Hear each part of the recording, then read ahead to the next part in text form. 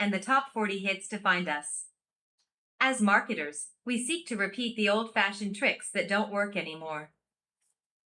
Compass points toward trust.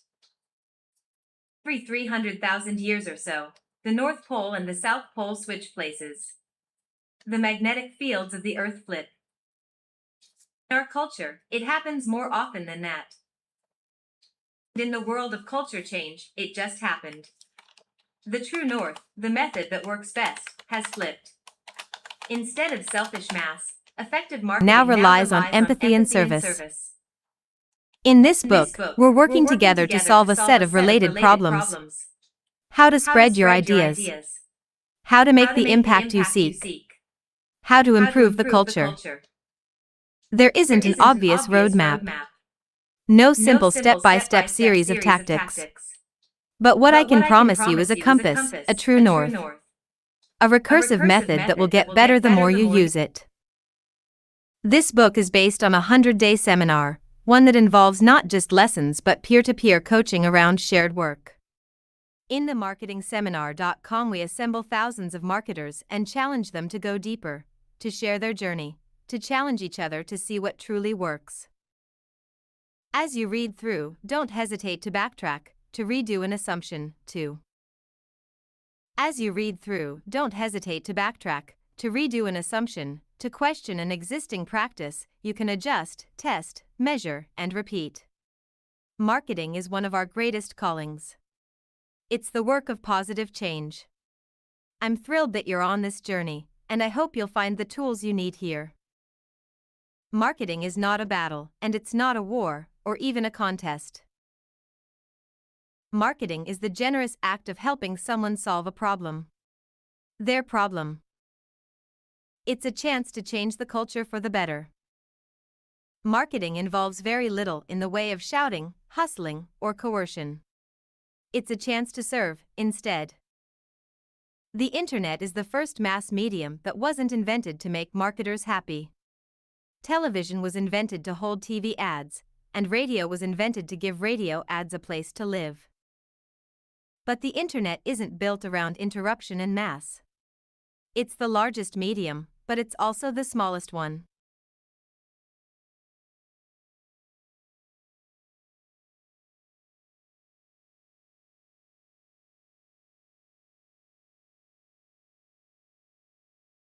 Marketing is not a battle. Marketing is the generous act of helping someone solve a problem. Their problem. It's a chance to change the culture for the better. Marketing involves very little in the way of shouting, hustling, or coercion. It's a chance to serve, instead. The internet is the first mass medium that wasn't invented to make marketers happy.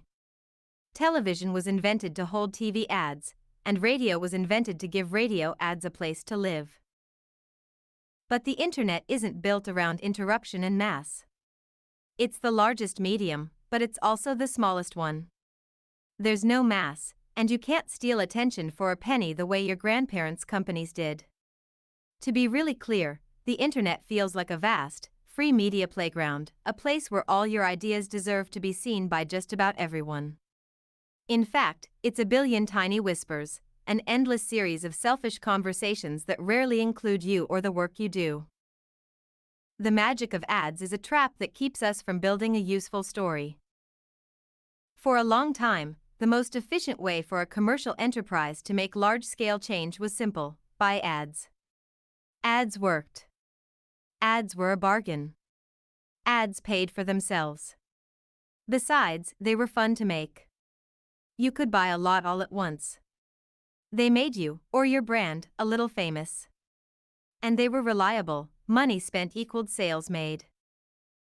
Is it any wonder that, pretty quickly, marketers decided that advertising was what they did?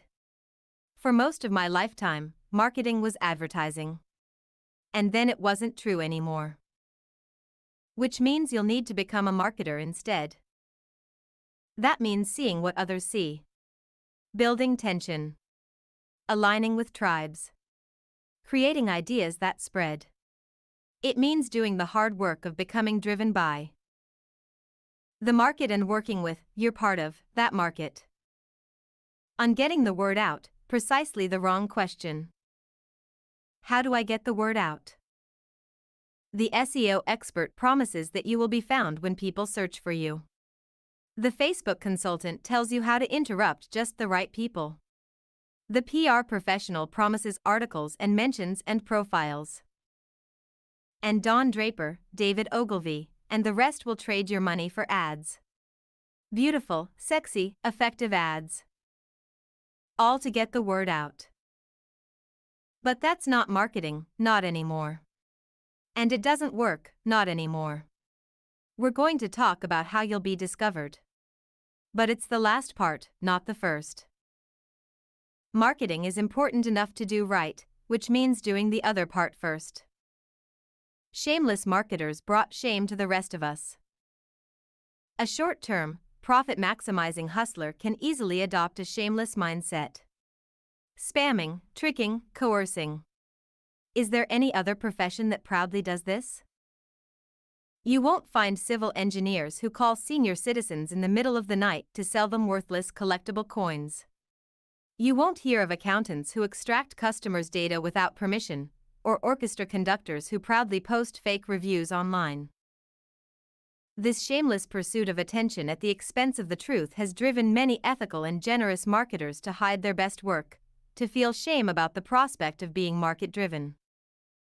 That's not okay. The other kind of marketing, the effective kind, is about understanding our customers' worldview and desires so we can connect with them. It's focused on being missed when you're gone, on bringing more than people expect to those who trust us. It seeks volunteers, not victims. There's a groundswell of people doing marketing because they know they can make things better. They're prepared to engage with the market because they know they can contribute to our culture. People like you. People like you. The lock and the key. It doesn't make any sense to make a key and then run around looking for a lock to open. The only productive solution is to find a lock and then fashion a key. It's easier to make products and services for the customers you seek to serve than it is to find customers for your products and services. Marketing doesn't have to be selfish. In fact, the best marketing never is. Marketing is the generous act of helping others become who they seek to become. It involves creating honest stories, stories that resonate and spread. Marketers offer solutions, opportunities for humans to solve their problems and move forward. And when our ideas spread, we change the culture. We build something that people would miss if it were gone, something that gives them meaning, connection, and possibility. The other kind of marketing, the hype, scams, and pressure, thrives on selfishness. I know that it doesn't work in the long run, and that you can do better than that. We all can. Case study, Penguin Magic. Hocus has left the building. Penguin Magic is the sort of company that they invented the internet for. You may have grown up near a magic shop. There's still one in my little town. Dimly lit, with fake wood paneling, almost certainly with the owner manning the counter. While he may have loved the work, he certainly wasn't very successful. Today, if you care about magic, you know about Penguin Magic. It's not the Amazon of magic tricks, because being the Amazon of anything is difficult indeed. Instead, it has grown to significant size by being very different from Amazon and by understanding precisely what its audience wants, knows, and believes. First, every trick for sale on the site is demonstrated with a video. First, every trick for sale on the site is demonstrated with a video.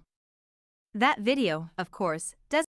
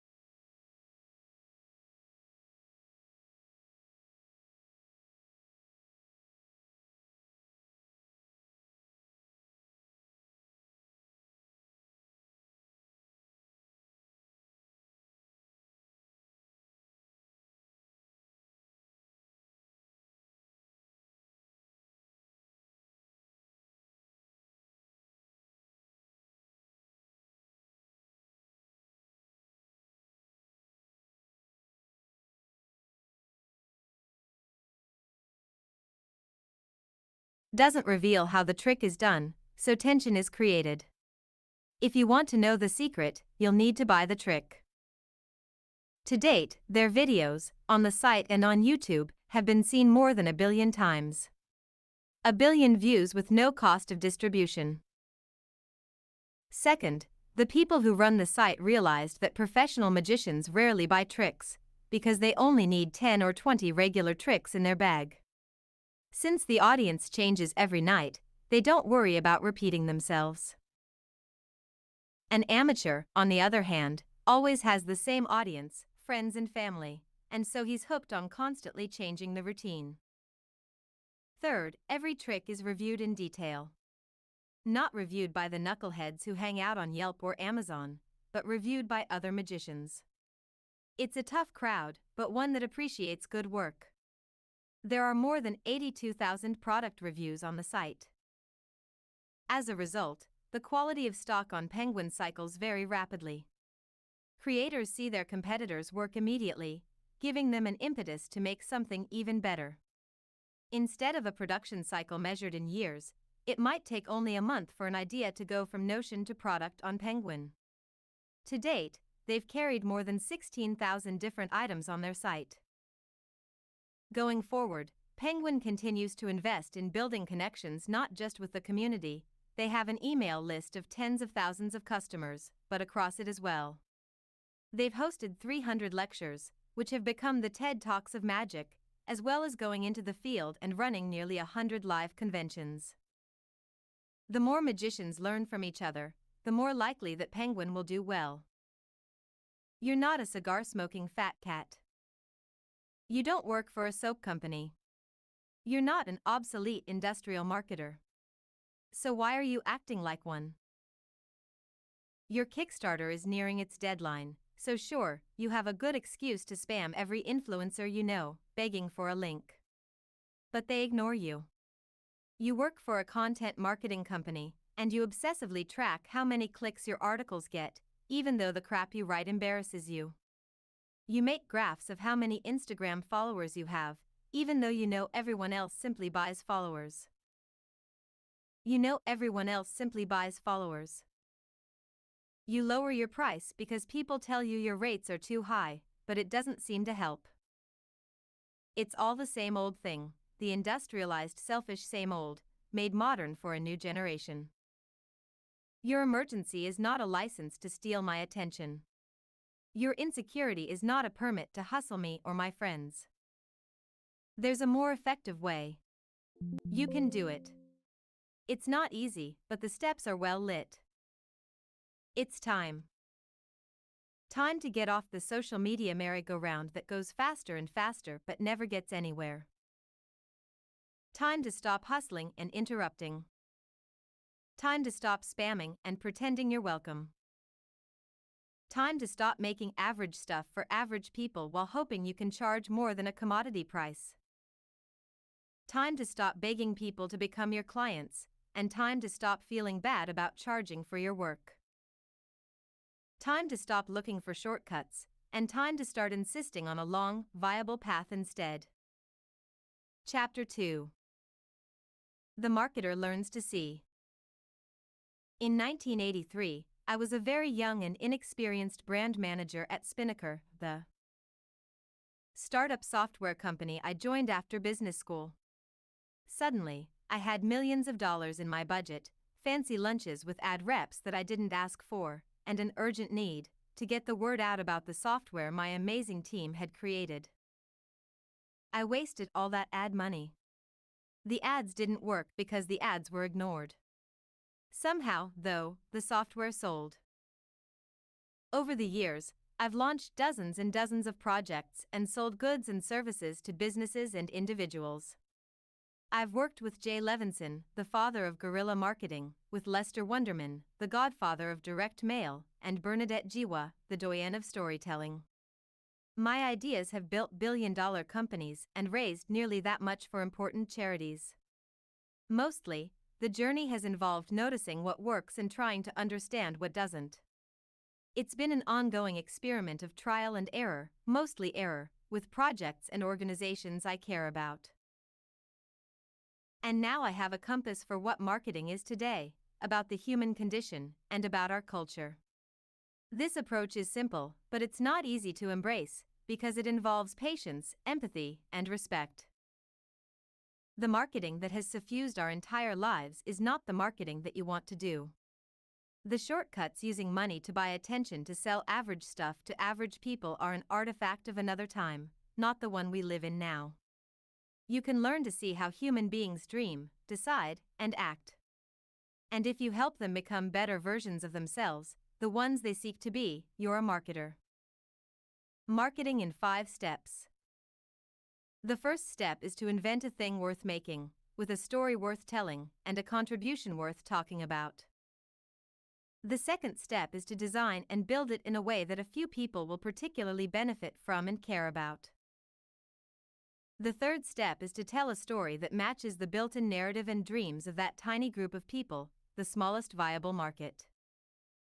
The fourth step is the one everyone gets excited about: spread the word. The last step is often overlooked: show up regularly, consistently, and generously, for years and years, to organize and lead and build confidence in the change you seek to make. To earn permission to follow up and to earn enrollment to teach. As marketers, we get to consistently do the work to help the idea spread from person to person, engaging a tribe as you make change happen. This is marketing, an executive summary.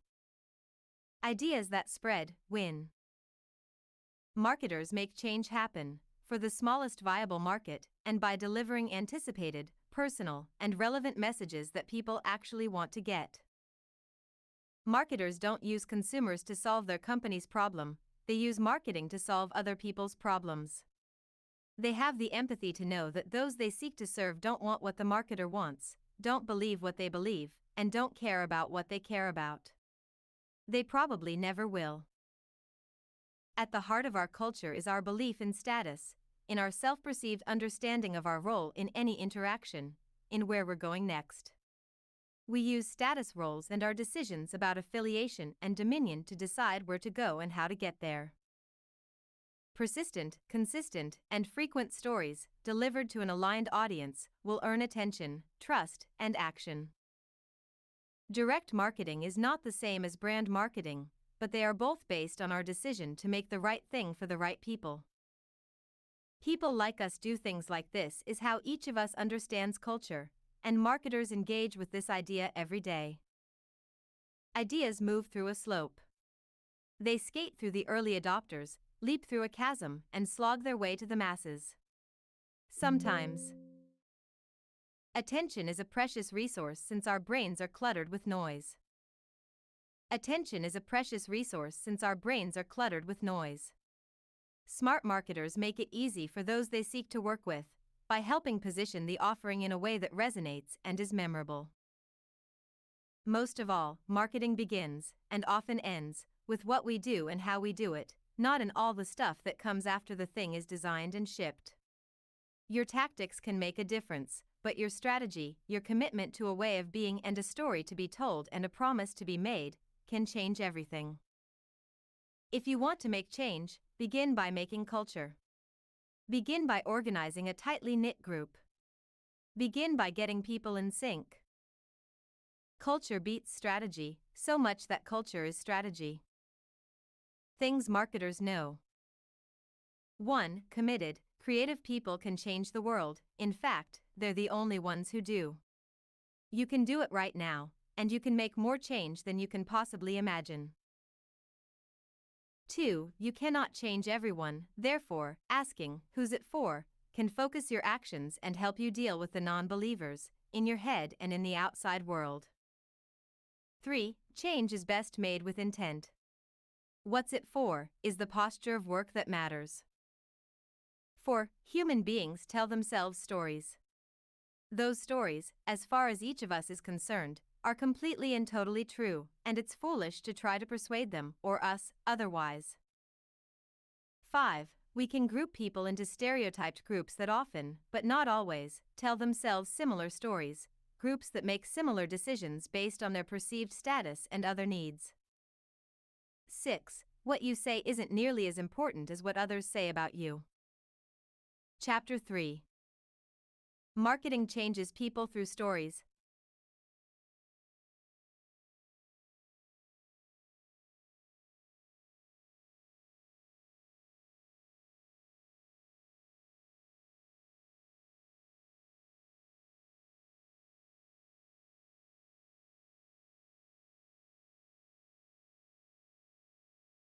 We have entered an era where anyone can build powerful websites and apps.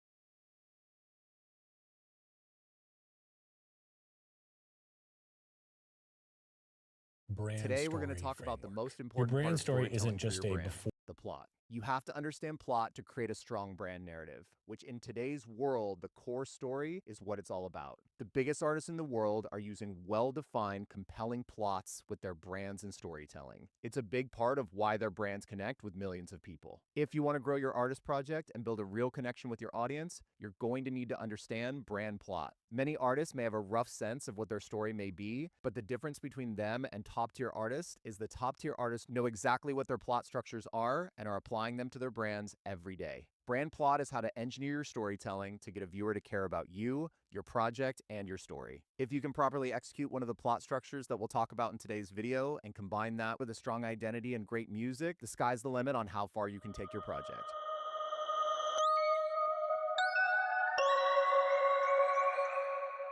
So who am I to even talk about this? I have a longer video on the Neighborhood Art Supply channel that goes into my backstory and my 20 years working in the creative arts. But I'm Chris Alba. I own a niche creative agency called The Cool Creatives, where we help artists and creative companies help better tell their stories. We've done tens of millions of dollars in business over the last 10 years, and we've worked with many household names in the music industry as well as Fortune 500 companies. Over the last 10 years, we've written brand stories for hundreds of artists, and plot and what the story is about is always one of the key elements that we spend a lot of time building out and defining. Today, I'm going to walk through the 7 main plots we look at and how we apply them to the artist projects we're working on. So in terms of structure, how I'm going to structure today's video is I'm going to explain each plot type of the 7 plots. These are all taken from Christopher Booker's book, The 7 Plots, which is regarded basically as the Bible when it comes to plot structure. It's 800 pages and it took him 30 years to write, and you'd be hard pressed to find any new plot structures out there. So I'll discuss the plot type and its structure, and then I'll talk about how this plot could potentially be applied to your artist brand and your content strategy, because in terms of content, the plot structure is as important as the brand personality archetype. So before we dive into the different plot structures, let me explain why plot matters as much as it does, and why posting your great art or great music and making a few creative content pieces may not be enough to really bond someone to you. The bond or the connection is what makes them curious to see what you do next. They're interested in you and they want to see where the story goes. There's a deep psychology to why having a structured plot surrounding your brand gets more people.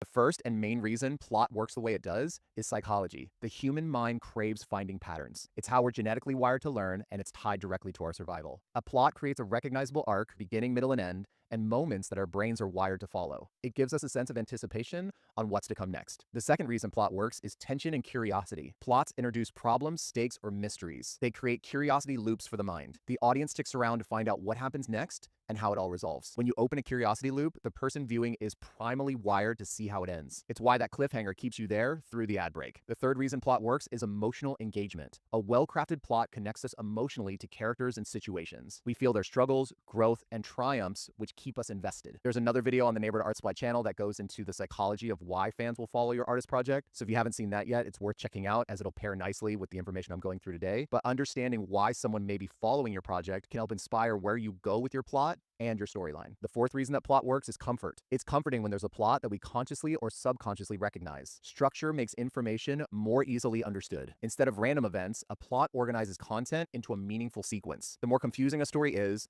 the harder it is to pay attention, and it takes more brain power. We're genetically engineered to protect our cognitive load for the things that actually matter. So if your story is confusing, you may be losing a huge part of the people who may love your art, but they just don't want to spend the time to decode your complex or confusing story. And the fifth reason that plot works is identification and reflection. Plots often reflect universal human experiences, things like loss, growth, love, revenge, triumph, making it easier for the viewer to see themselves in the story. When someone sees themselves in your brand or what they aspire to be, the brand means more to them because now you represent who they are or who they seek to be. It's a totally different kind of bond than somebody who's casually listening to your music or viewing your art. So these are the reasons why plot is so important in your storytelling efforts and why it must be a foundational element that holds up the rest of the project. Okay, so let's dive into the structures. And before we get into each one, at a high level, what are the 7 basic plots? All right, so plot structure number 1, overcoming the monster. So overcoming the monster is our first classic plot type in which a protagonist or hero faces a great evil and overcomes an antagonist or monster. The monster can be literal, metaphorical, or symbolic,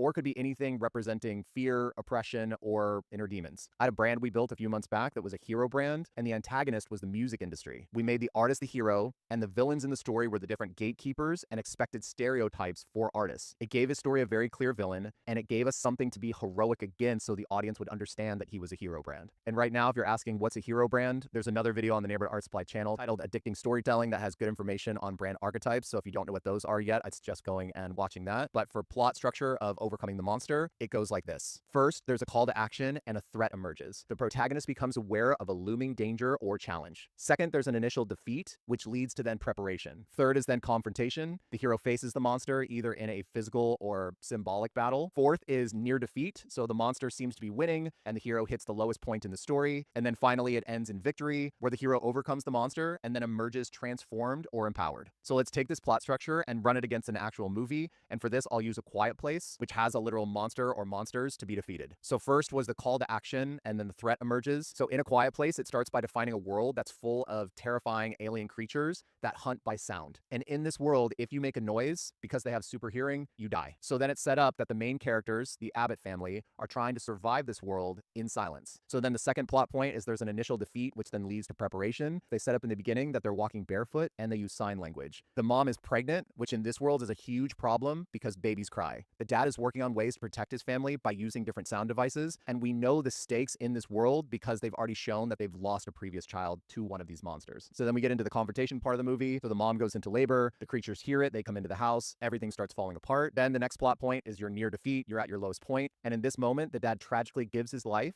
to save his children. Then his daughter realizes that her hearing device can actually hurt these monsters, which then leads to the final victory, where the mom and the daughter work together. They use the hearing devices to weaken the monster, and then they shoot and kill the monster. So now they have a way to win, and they have overcome the monster. So hopefully that all makes sense, and this is great for a movie and sold tons of tickets and followed the plot structure exactly. But how could this plot be applied to an artist brand? So if you believe as I do that current brands are movies or shows that the audience is watching, if somebody's watching your ongoing show or your channel, those shows are going to need a plot, and you're going to need to set up that plot so the audience understands the story. So as an example for Taylor Swift, her and her team have done a lot to create the monster that is the media and fame, and how that monster is constantly trying to take her down. That's why her Swifties come to her aid and fight for her when they feel like she's being oppressed, because deep down, even though they may not be a well-known pop star, they relate to her story about bullies and standing up for yourself. An artist like Lady Gaga is another good example of overcoming the monster plotline. In the early days of her career, she had a lot of hate. The industry wasn't quite sure what to do with her, and the hate and industry rejection was actually her monster to overcome. Her calling was to break through in the pop world, but to do it in her way, in her self-proclaimed non-conforming persona.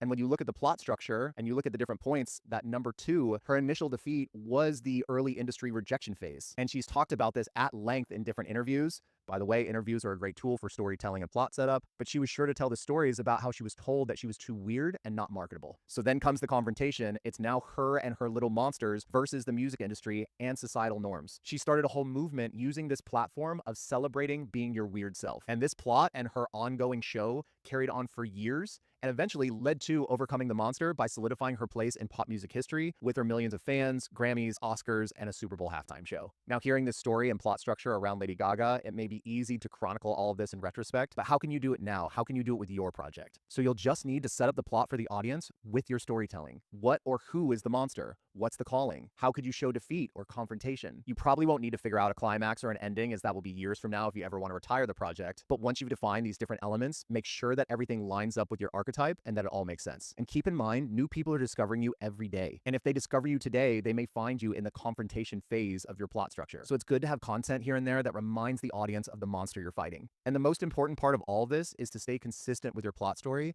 and not to deviate from the main challenge in the story. Plot structure number 2. Rags to riches. So with this plot type, it's a started from the bottom, now we're here story, the story of ascension and rising in the ranks of status. The main character or characters start in rags or a low-level state, and then they rise to greatness. Greatness could be wealth, fame, power, love, or inner fulfillment. These story types are often tied to transformation, personal growth, and overcoming adversity. So here's the plot structure breakdown, and I'll use one of my daughter's favorite movies, Cinderella, for one of the examples, and then I'll use one of my wife's favorite movies, Harry Potter, for the other. So in the beginning, you start with rags. The hero starts in a poor, powerless, or miserable place. They might be ignored, overlooked, mistreated, or stuck in a bad situation. So for example, in the beginning of Cinderella, she's treated like a servant, and then Harry Potter, he lives under the stairs. So next, there's a call to rise, and then there's an opportunity. So something happens that offers a chance at getting a better life. The hero gets a glimpse of their potential or a change in their fortune. So in Cinderella, she meets her fairy godmother, and in Harry Potter, he gets the letter to go to Hogwarts. So the next plot point is there's a moment of initial success. So the hero begins to rise. They experience early success, like winning attention, gaining wealth, or discovering a talent. So in Cinderella, this would be her going to the ball. And in Harry Potter, this is when he starts to get noticed and he becomes one of the popular students. So then the next plot point is there's a crisis or a fall from grace. The hero's not ready for an outside force, and that causes them to lose what they had gained. So in Cinderella, this is where the magic wears off after midnight. And in Harry Potter, this is the sequence where Harry struggles with the dangers of being a popular or well-known student. The next plot point is redemption and growth.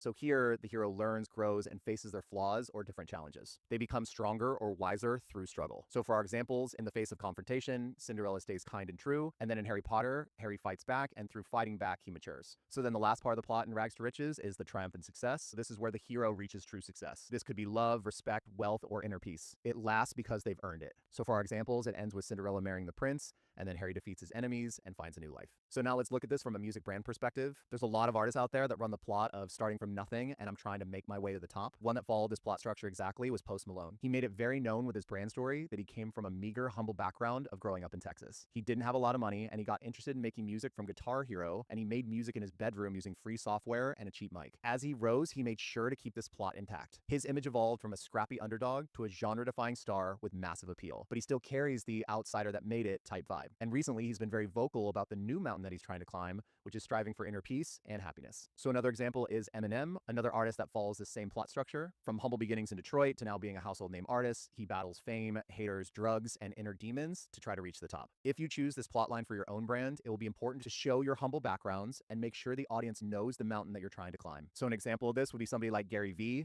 And with Gary Vee, he's telling his audience that one day he wants to buy the New York Jets. There's a lot that goes into buying the New York Jets, and that's its own mountain to climb. He's letting them know exactly what the end game of the movie is, and he will continue to work, grind, and grow until he does this. So with this plot structure, you want the audience to see themselves in you, and when you win and you climb, they feel like the same thing is happening for them.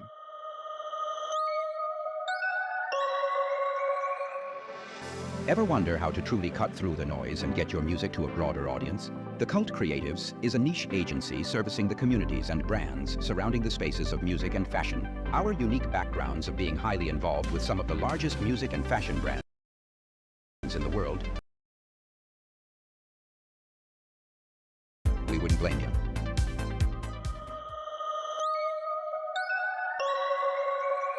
Plot structure number 3. The quest. For this plot structure, it's all about a character who must go on a journey to obtain a significant goal and faces trials along the way. So here's the structure breakdown, and I'll use Lord of the Rings, The Fellowship of the Ring as the movie example for this one. So the first thing that happens is there's a call to the quest. So the hero is given a goal or task, and often it's to retrieve something or reach a destination. So for Lord of the Rings, the call to the quest is Frodo must destroy the One Ring. So the next plot point is that the quest or journey begins, and the hero sets off, often with companions, traveling through unfamiliar worlds or lands. Frodo travels a long distance with the other members of his Middle-earth entourage. So the next plot point is a series of trials and temptations. This is where the hero faces challenges, enemies, and distractions along his journey. So in Lord of the Rings, this is where Frodo faces the different ring wraths, betrayal from the people he trusts, and then he has his own internal temptation with the ring. So then the next plot point is the final ordeal. This is where the hero faces one of the biggest challenges, often a villain, monster, or internal struggle. In Lord of the Rings, this was the battle with the orcs and then the fall of Gandalf. So then the next part of the story is that the goal is achieved, the hero obtains the prize, the object, knowledge, or personal growth. And so then in Lord of the Rings, this is where they win the battle with the orcs, and then the rest of the fellowship heads towards Mount Doom. So it is a continuation, but the original goal for this plot was achieved. So then the last plot point in the story is the return home. Frodo returns home and is now changed forever. Okay, so how could you apply this plot to your music project? So let's look at a creator brand type artist, somebody like Donald Glover, Childish Gambino. So he's a creator brand because his primary motivation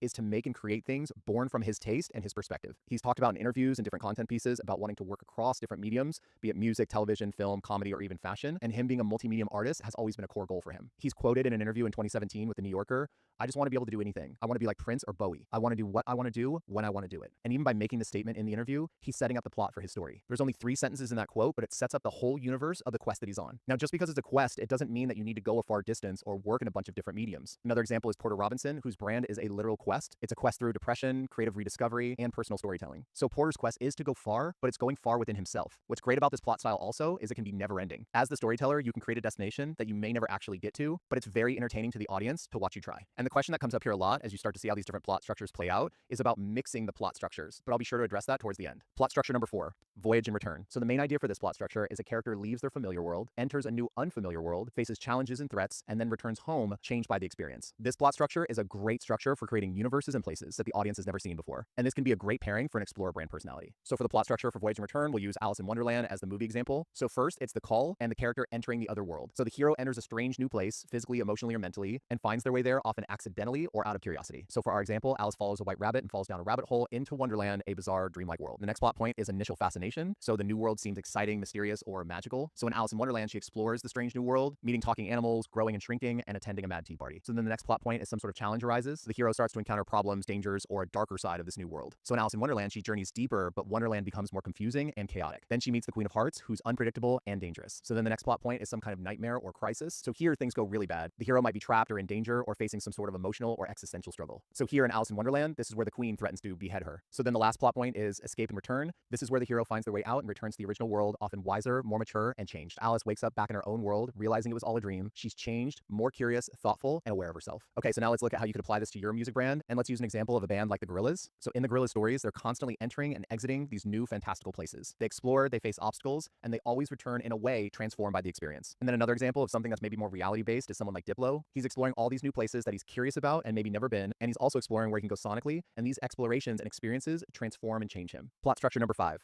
Comedy. So for this plot structure, instead of giving you a comedy plot structure and a corresponding movie, I think what's important to highlight is that the entire brand is based around jokes, skits, characters, and punchlines. What you're trying to do is you're trying to entertain the audience through comedy and comedic characters. Artists like Dylan Francis, Tenacious D, or The Lonely Island are different jester brand archetypes with comedy plots. I feel like this one is more simple to understand and doesn't require an in-depth explanation of the different plot points and structure. Plot structure number 6, tragedy. So same for this plot structure. Instead of a tragedy structure in a movie example, I think what's important to understand is if you choose this style of plot, that many of the themes that you'll tackle in the art will be tragic themes. So bands like Linkin Park or artists like The Weeknd explore topics of self-destruction, emotional detachment, judgment from society, and mental health struggles. And then an example of a purely visual artist, somebody like Edward Munch, known for his painting The Scream, his work focuses on the themes of anxiety, death, lost love, isolation, and madness. Plot structure number 7, rebirth.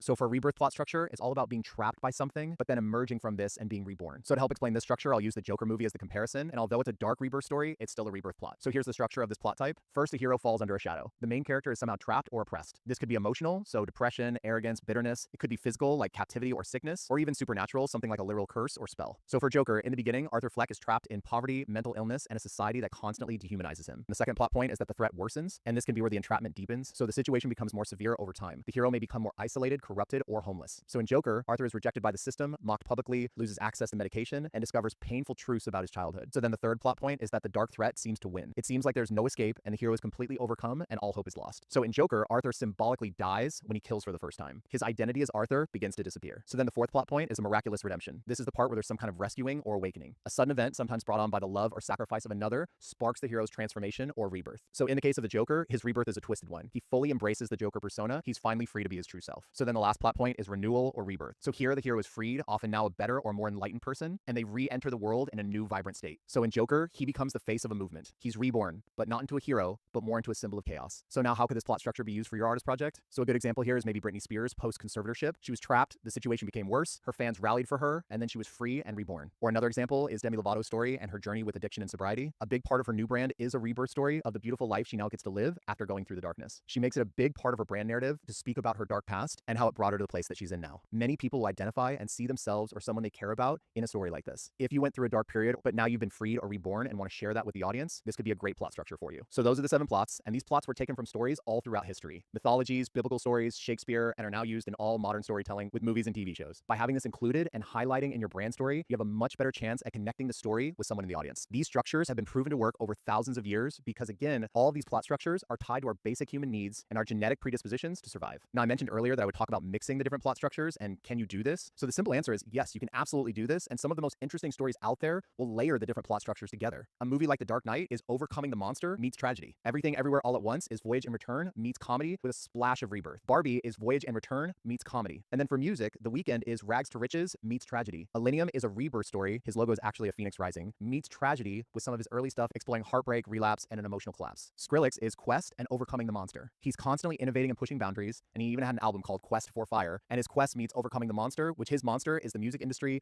genre stigma, and gatekeeping. It is important to note, though, that similar to the brand personality archetype, which I've talked about in a previous video, that if you're mixing, you'll want to have one plot structure that leads so the audience can clearly understand consciously or subconsciously what they're watching. So I hope today's discussion was helpful, and it makes sense how including this in the building process of creating your brand story can have a major impact on your brand as a whole and would absolutely influence how you would tell the story, the content strategy, and it might even inspire where you go with the soundtrack for your brand's movie. And if you want to collaborate on writing your brand story or developing your brand with the Cult Creatives, you know where we are, all things the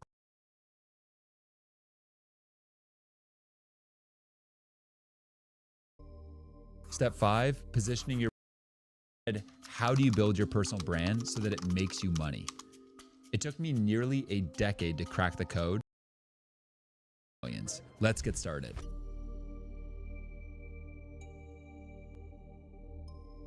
Step 1, discovering the niche of you.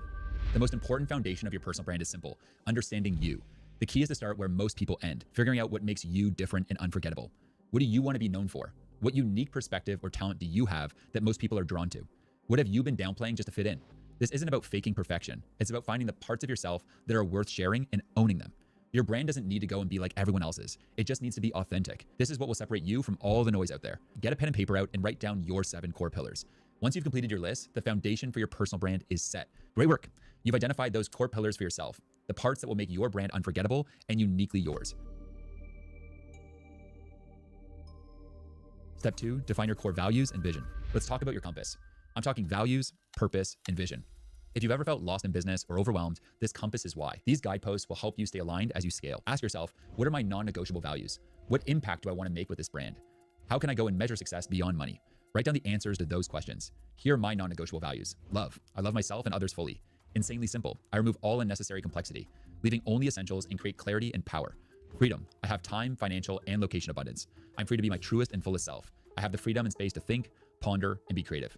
Community. I have deep connections, meaningful relationships, and a sense of belonging. Creativity. I impact, inspire, and innovate. Nature. I explore, go on epic adventures, have fun, and discover new places with people I love. The clearer your values, the easier it becomes to make decisions that feel right for you. And when you're building a brand, clarity equals confidence. Step 3, understand who you're talking to. Now that you're clear on who you are, let's find out who cares. Step 3 is all about identifying and truly understanding your audience. Your audience isn't just clients or followers, they're people whose problems you solve. Here are some questions that you can ask yourself. What problems does my audience face? Where do they spend their time online? What would make their life easier? Knowing your audience will bring clarity into your strategy and decisions no matter what stage of the personal branding process that you're currently at. Because if you know your audience, well, then you know exactly where to aim. The best and the fastest way to get clarity around what your audience wants is to simply just ask them. Here are questions you can use in a survey to go and interview people that are part of your ideal audience and get to know them a lot better. What content topics would you love to see me dive into? What is the biggest challenge in your business right now? What is your biggest goal right now? What does success look like for you by the end of this year? The goal of your personal brand is to be a guide that leads your audience to their biggest goals and helps them overcome their deepest challenges. Step 4, creating your brand identity map and defining your unique voice and style. On step 4, we're gonna go and take all this inner work and transform it into an external and visually unique brand identity that represents your own mission, vision, and values. This is your unique voice, look, and feel, and it's what's gonna make your brand recognizable at an instant glance. Translate everything you've learned about yourself and your audience into a brand identity that's unmistakably you. This is what gives your brand a soul. Before I show you my own brand guide, here's the mindset you need to adopt when creating your own. Think about how you show up. Is your brand playful or serious? Formal or laid back? For me, clarity and freedom are key. When I chose those elements for my brand, it wasn't just because they look good, it was because they match what I stand for. Here's the deal. Your voice and style should be consistent across every single touch point where your brand exists. It's not just about looking good. Here's a sneak peek of my brand identity. Here are my core colors. Here are the common elements that we go and sprinkle in across my videos. Here's how I like to style my short form videos. And here's the style of font that we use across all of the different platforms I exist on. These small elements all add up to create my unique brand identity. We also have 9 core brand commandments that guide everything we do around my brand. Here they are. Original. We are unlike any other. We are unique. Storytelling. We create stories that travel. Stories define our brand. Artist touch. Stop seeing it as marketing. Start seeing it as taking up space as an artist. Impeccable design. Tiny details stack up. Copy. Words are powerful. We write like we speak. Luxury experience. Elevate, inspire, and over-deliver at key moments. Taste. We flex our creativity. We are creative geniuses. Make art, not content. Dreamy. Beauty matters. We paint a picture of the dream life. Magic. We create magic for founders. If you are disciplined in implementing your visual brand, your audience is gonna be able to recognize you without even knowing what profile posted it, but it was yours. To create a deck with all the details that you just saw in mind, here's the process. Grab a pen and paper. We're gonna go and write down the core aspects of your brand identity, starting with your voice. Define your voice. What's the vibe of your brand? Playful, serious, inspiring, bold? How do you want people to feel when they hear your message? Write 3 to 5 words that describe the tone you want to be known for. Visual elements. What are your brand's core colors? Pick 2 to 4 colors that reflect the vibe you're going for. Font style. Is it modern, classic, handwritten? Choose 1 or 2 that match your personality and brand. Logos and symbols. Do you have a signature logo or symbol that people can easily recognize? What icon or shape represents your brand's core values? Brand identity commandments. Think of these as guiding principles that your brand lives by. Here are some questions to help guide you. What's the unique promise you're making to your audience? How do you go and stand out visually and stylistically from others in your space? Think of this as designing the DNA of your brand. Each choice you make here adds up to a recognizable, powerful identity that your audience will remember and instantly recognize. Step 5, positioning your brand story and building trust. You need to build trust, and that trust starts with a story that only you can tell. Trust is currency. Without it, you're just another voice in the noise. With it, you're someone people come back to again and again. Establish your brand direction or how you're positioning yourself as an authority. People need to trust you before they'll invest in you. And the way that they build trust, through constant consumption of your style and storytelling. When people know why you do what you do, they're more likely to trust you. Here's the truth. People don't connect with brands, they connect with people. They want to know why you do what you do. They want to feel the heartbeat behind your work.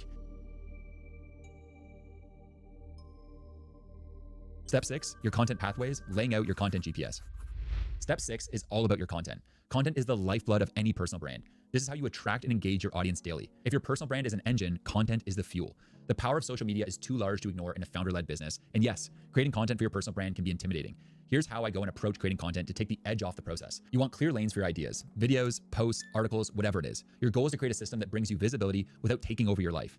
Figure out where you want to show up. Then ask, what kind of content am I best at creating? What can I post consistently without burning out? Then implement the single most necessary system to this entire personal branding equation that will tie your personal brand back to serious financial returns for your business, the content GPS. Your content GPS is a strategic map that guides what you post, where you post, and how often. This isn't about being everywhere all the time. It's about showing up intentionally in the places that matter most. There's no one size fits all. My advice, choose 3 main themes or pillars that represent your brand. Then build content around those themes consistently. This makes your content creation process automatic, scalable, and stress-free. Take a screenshot, pause this video, or download this in the description below, but this is the FounderOS content machine that goes and kickstarts the content creation below. Take a screenshot, pause this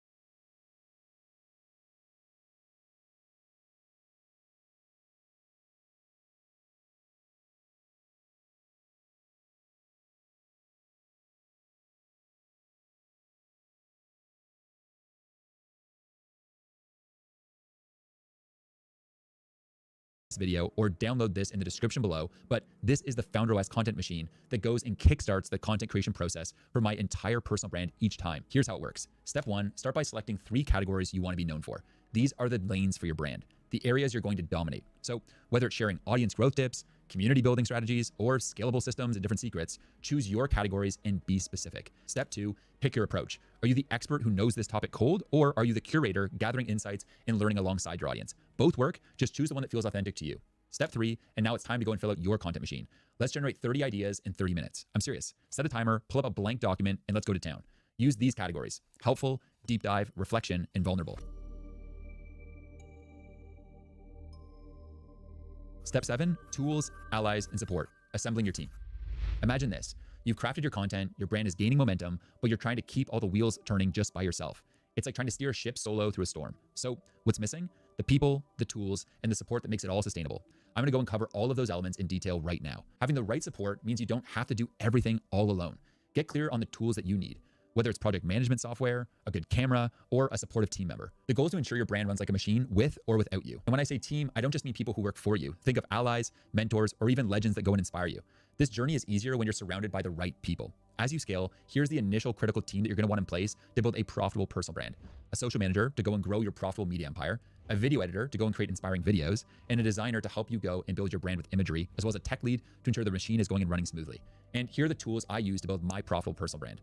Hype Fury to schedule X content, Athena for elite executive assistants to manage my calendar and emails so I can remove myself from operations, Tweet Hunter X to find inspiration for content, HubSpot for sales, School for the FounderOS community, Stripe for payments, Webflow for our website, testimonial.to to collect testimonials, Notion for our company wiki, Google Drive for photos, videos, and B-roll, Google Docs to document all of our systems, Zapier for automations, Figma for designs, Loom for screen recording and to reduce meetings, Typeform for a FounderOS application and to get feedback from founders, and then Asana for project management.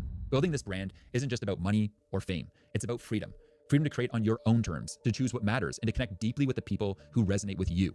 When you build a brand that truly represents you, it becomes a beacon, a signal to others that you're here, you're real, and you're ready to make an impact. If you made it this far, you're ready for the journey. This isn't just a week-long process, it's a life-changing commitment to creating a brand that works for you and builds the future that you want. Today, we're going to talk about how the largest artists in the world built their audiences from scratch and how you can do the same. Today's topic is what these artists understand more than most. They are masters at growing their audience and keeping their fans for life, all by understanding the psychology of their fans and what drives them to follow and engage. If you want to grow your audience to the level of some of these artists, you're going to need the knowledge from today's topic. Because from the business perspective of your artist project, the size of your audience defines a lot. The bigger the audience you have of real fans, the bigger everything in your artist career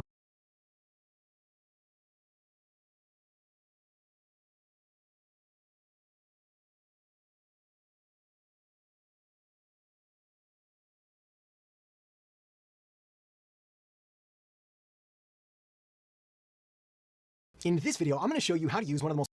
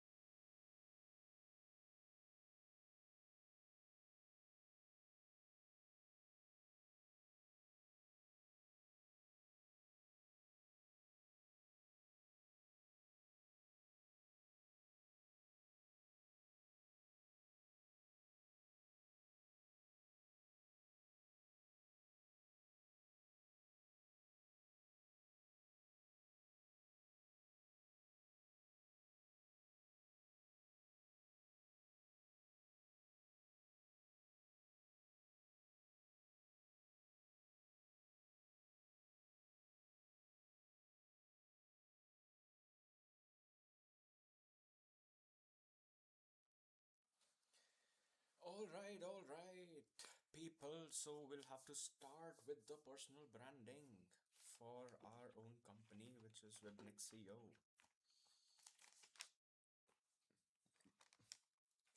I'm starting to get some idea of how to make it. Let me see if that would work. Okay, which camera? Okay, yeah, cool. This is all raw, so obviously, uh, hmm.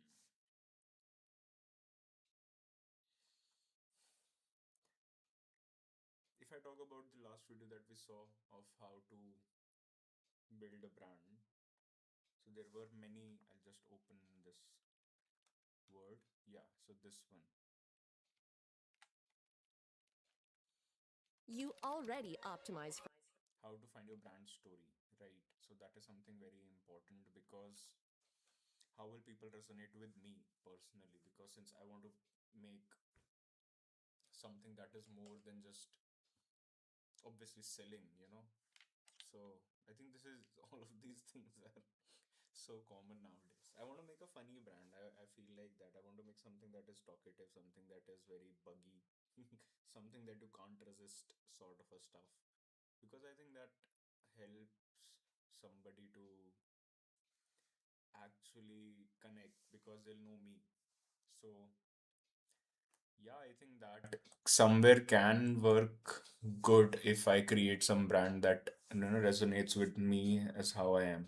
I like to talk, I like to discuss a lot of stuff, so I think that is the huge advantage that I have. I was not uh somebody who would do recordings and who would speak. I used to play guitar, like I was into music, but then that time also I didn't recorded myself that much. I don't know. I maybe camera came in front of us like when we were kids. We saw camera, the olden cameras, and then it became to this stuff. So we actually have to adopt it. Like we need to get ourselves into it. Like I'm not that old though, but still, what I mean that it actually revolutionized all of the things in front of us. So yeah, I think that is something that is there. So it's not something that we had it. But yeah, so either which ways I'm trying to incorporate that with my life each and every day. Yeah, today's sixth day, although not sixth day to be very honest. I started back like it has been I think 4 months now, and yeah, since then I'm building only. I did try ads and I did get Indian clients, so I have client on board, so that's there. And apart from that, I'm making more, and I want more of international clients. I want more of people across the world, so that I don't want to limit myself to anything. So that is the thing. That is why I want to have the brand story around the quest. So the quest is always on. That is something that I want to have because it is something that I resonate with, and I want people getting that when they work with us or when they work with the company.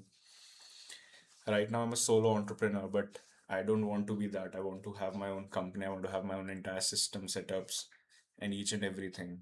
So yeah, just recording it out so that I can revisit it maybe later on. Maybe I don't know.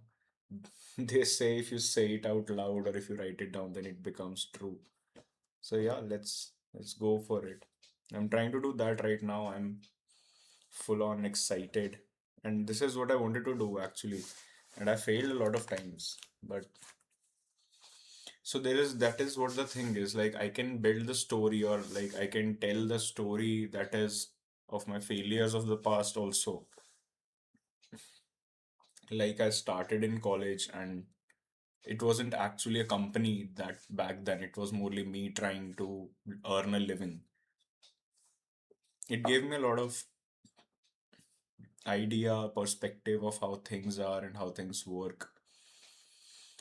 So that day when I wanted to go out and I didn't had money for, like I wanted to go out and have a nice trip, but couldn't do that because of the money I didn't have that time back in college. So that triggered me that I need to earn, and I wanted to.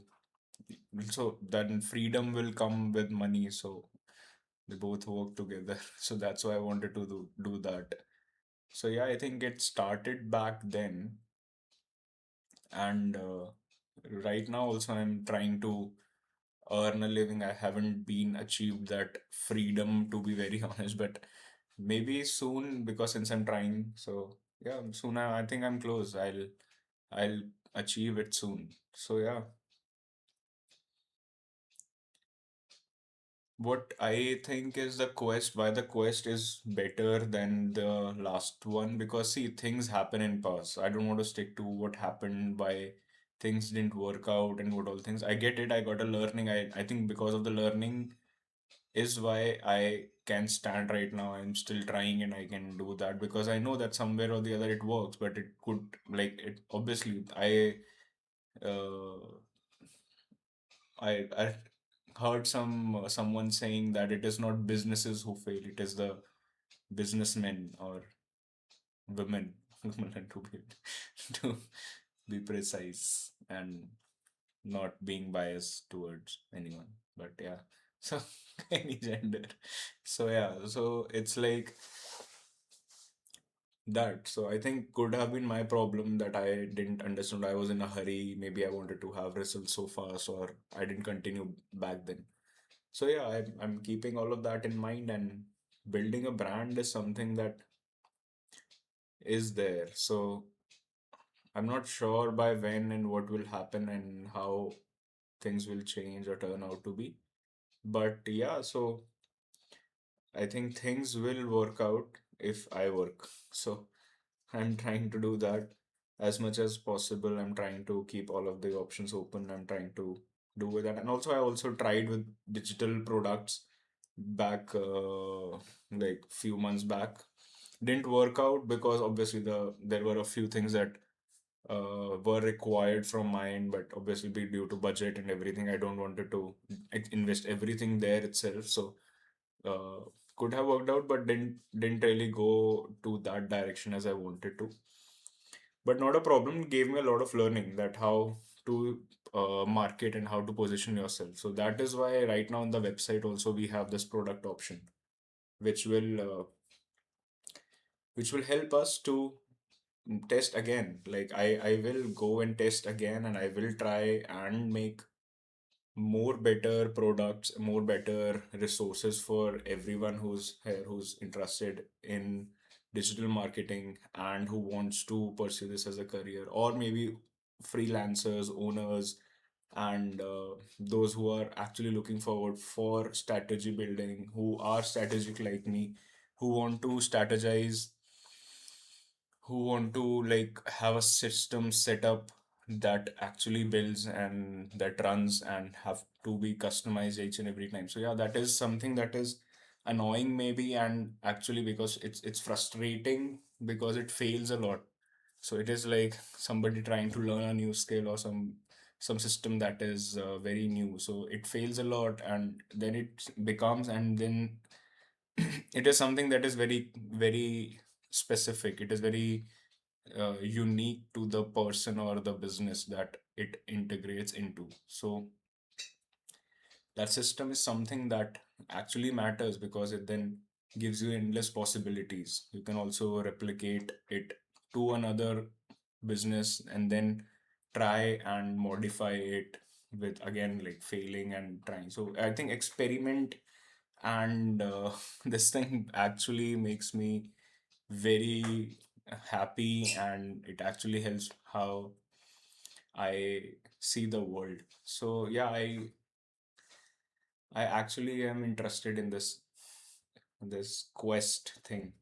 So that is why I think the last video that we saw for brand story, building a brand story, the quest thing can always work on for me because I am always experimenting. I want to know more about market, and that is what I think business is why I am into it. That is why I love business, because I love experimenting. I want to know what people think. I want to know what, how and why would one thing work and one thing will fail. I have no problem with failing and all and things like that. So that is the, I think, best and the biggest achievement that I have in life. And yeah, for now I'll continue with that.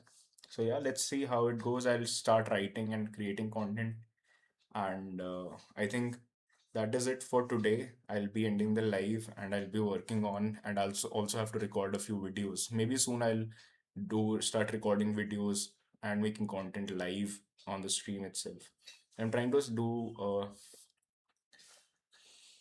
I'm trying to create a setup here only in my room so that I can record all of the videos and have a good production also with the editing and stuff. So yeah, let's see.